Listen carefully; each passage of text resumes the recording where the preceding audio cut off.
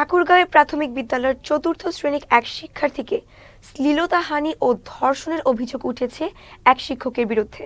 ভুক্তভোগী শিক্ষার্থী ঠাকুরগাঁও 250 শয্যার জেনারেল হাসপাতালে চিকিৎসাধীন রয়েছে। শনিবার সদর উপজেলার মাদারগঞ্জ কচুবাড়ি সরকারি প্রাথমিক বিদ্যালয়ে এই ঘটনা ঘটে।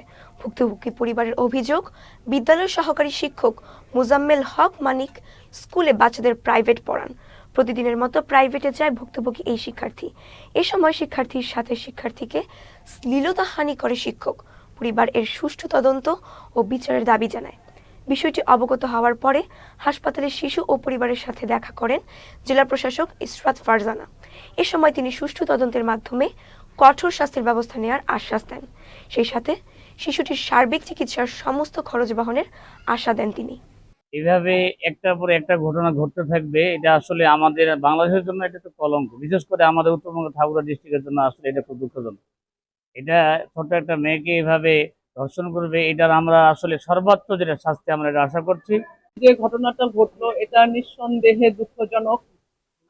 একটা সভ্য সমাজে এই ধরনের আচরণ যারা করতে পারে এদেরকে আমি মানুষ বলবো না। জেলা প্রশাসনের পক্ষ থেকে এই মেয়ের পাশে যে ক্ষতিগ্রস্ত হয়েছে তার পরিবারের পাশে আমি আছি। এসপি সাহেবের সঙ্গে কথা হয়েছে। এই কালপ্রিট যে অন্যায়টা করেছে তাকে আমরা ইমিডিয়েট আইনের আওতায় এনে তার সর্বোচ্চ শাস্তি নিশ্চিত করার জন্য আমরা প্রস্তুত আছি।